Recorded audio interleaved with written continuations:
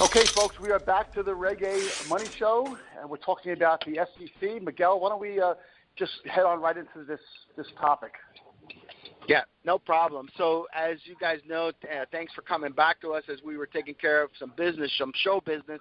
Now we're going to get into some regulatory business. Now, the business that we're talking about, if you guys were here on the very first segment, we were going to talk to you about what the company has to do when considering doing the Reg A Plus Tier 2. Now, as you guys have been listening with us here on the Reg A Money Show, Ron and I are big proponents of the Reg A Tier 2. And why do we feel so strongly about the Reg A 2 is because it has a second layer of protection, not only for the company but for the investors, but it also saves a lot of time when the company does want to go up listing, because you do have the requirement of the PCAOB audit, and that audit provides you the ability then not to have to file for blue sky compliances in all of the states. Now, the SEC, the Securities and Exchange Commission, located in Washington, D.C., is an organization that works with FINRA, which oversees since 1918, that oversees all security matters of the United States. Now, the commission is responsible for the integrity of the markets, okay? And how they do that is that companies elect to file quarterly and annual reports with the commission. Along with those reports, new companies who are listing their securities for sale on an exchange must also file what is referred to as a registration statement, registering their securities under Form S-1. Now, under Regulation Reg A Plus Tier 2, which we have been talking to you guys excessively about, which is filed under Form 1A, which is very similar to S-1, a company is filing a registration statement. So, Ron, in other words, a Reg A is no different than an S-1 in the sense that most the times you have to have some form, okay, of historical information or historical financial information. That's why it requires the PCAOB audit. Now, with the Reg A, as you know, the Jobs Act, the Jumpstart Our Economy Act, mandated the SEC to come up with new regulations to allow smaller companies to access public markets, to kind of level the playing field for all investors and all companies, regardless if you were a mega tech giant or you're a little tech company just starting out. As long as you were able to perform the required duties of the PCAOB compliancy and have the registration documentation filed correctly, the Securities and Exchange Commission would give you their blessing. Now, what is a blessing from the Securities and Exchange Commission? Here's one of the things that I'd like to point out to everybody. The Securities and Exchange Commission does not approve any filing. Okay? Let me say that again.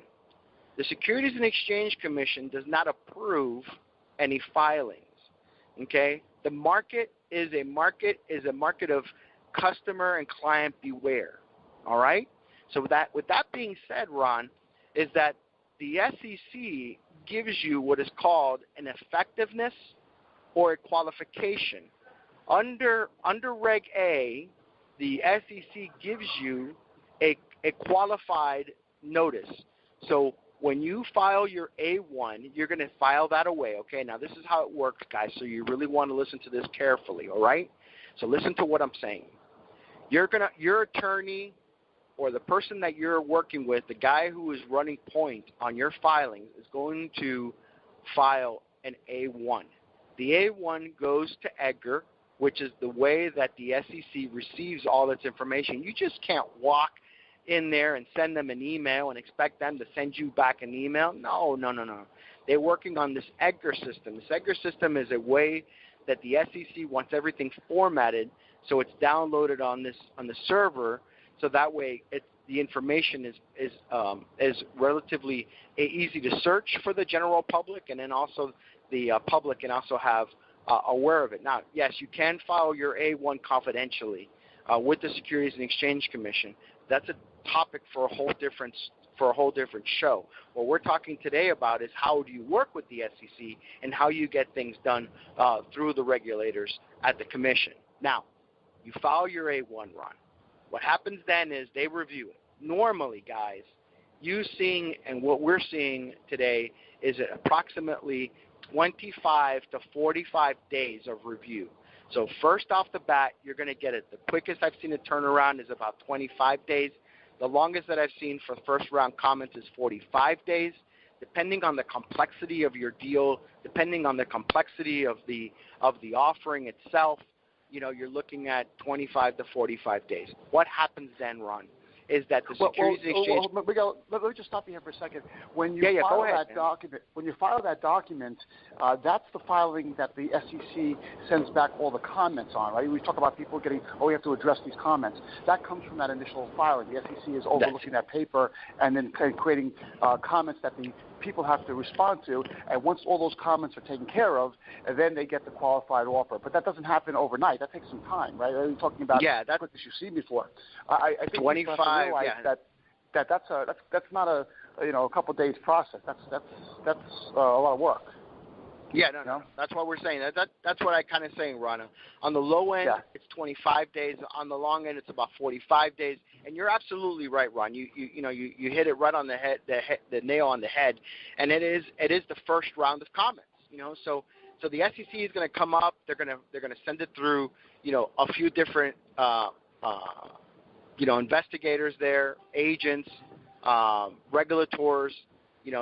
Everybody has a different department there, the finance department, the business. So it goes through all the rigmaroles. It goes through what I like to refer to as the sniff test. And after the sniff test, they get these comments. They're going to want to know why this looks like this, why you filed this way, what you've done. So then you and your officers and your attorney are going to address those comments, Ron. And then after you address those comments, you're going to prepare what's called a correspondence. And you're going to make amendments. So now you're going to file A1A1 or A1AA, which means, hey, this is my form, and now I'm amending it with a piece of correspondence which says, hey, SEC, look, we saw your, say, 10 comments, and you address each comment. You send it back and say, look, we've addressed it, and we've amended our filing to comply with the comment. All right, so let's say you're on the ball and you get everything done the right way the first time. What happens then? The Securities and Exchange Commission then says, hey, this looks great. No further comments. That's the day that you say no further comments. Everybody gives you the thumbs up. And they don't say you're approved. They just say you're qualified. You receive a qualification letter, which then allows you to start to give out your offering and be able to, put your offering on the street, as they say, right? Yes. And then it's off to the races. It's off to, doing the marketing and stuff like that. But what I want you to understand with the, or if you have doubts in regards to how something is supposed to be filed, or normally what ends up happening is that, you as the officer of the company can work with the attorney step by step with all of this stuff. And what I mean is get involved. Find out what the attorney is doing. Find out how the attorney is commenting. Sometimes the attorney will handle everything, and sometimes the attorney will come to you and say, hey, I need your help with this, this, and this, and then you have to help them out. But what I suggest to you guys is to be involved as much as you possibly can, because it doesn't just stop with your A1s. You will be filing under Regulation A plus Tier 2. You will be filing an annual and semi-annual report. So you need to get familiar with this stuff. You need to get familiar with how to interact with the SEC, because when you call over there, normally everything that is being told to you is informal, because they do all their formal notification in writing. So you'll receive an email and correspondence from them, and that's their formal way of letting you know. But you could talk to the the regular tour. You can call them and say, hey, such and such, I have a question about comment 3. What exactly do you mean by that? And sometimes if you just, kind of humble yourself and say, this is my first time, or, my counsel has explained it, but I just want to verify what my counsel has explained and make sure that I have a really good understanding of what you guys are looking for. They'll break it down for you, Ron. They're great to work with. You just got to have some patience. That's all. I'm getting very psyched on having Paul on next week's call because we're going to get all this from his perspective in Myomo. That's going to be amazing. Yes. I'm really looking forward to this. So this has been a great overview. If people should listen to this and then go right into the Paul show, and they'll really see how Myomo has taken every step that you're just talking about and did it successfully. So it's going to be a really, really interesting show. I'm looking forward to it, Miguel. Really, big time. Yeah, me too, Ron. Next week's show is going to be incredible. I hope that you guys have been listening to the Reg A Money Show with me, Miguel Dotres, and Ron Costa. We come to you with the latest information on everything about the Reg A, specifically Reg A Tier 2, and the things that are going on around the industry with companies accessing the public markets with offerings under $50 million.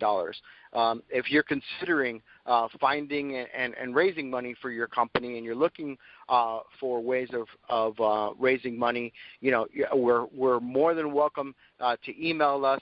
Ron, at the beginning of our show, gave you our contact information, but I know that he'll be gracious enough to give you that contact information as we make our way out of here, guys. As always, I want to thank you guys for staying in and listening to us and all the support that you guys have given us. As you guys know, we're blowing up all over the place, and Ron, it's great to be able to bring all this information to all our listeners. And if you don't mind, take us out with our information on how the listeners and those guys who are looking to access the capital markets can get with us. And then Ron, I'll see you around the office, and we'll get a great show working next week. Okay, my friend? Yeah, absolutely. If anybody out there is interested in or needs help with any part of Reg A, you can always contact the Reg A funding group. That's info@regamoney.com. That's where you access the show as well, regamoney.com. There's a link at the top there for the Money Show. Just click on that. You'll get all our archives. We're on, like Miguel mentioned, we are on the iTunes. We're on Spreaker. We are on the Stitcher mobile platform. And we're also all over Google if you type in Regulation A Podcast. So you'll find us all over the place. Like us on Facebook. Follow us all over the place.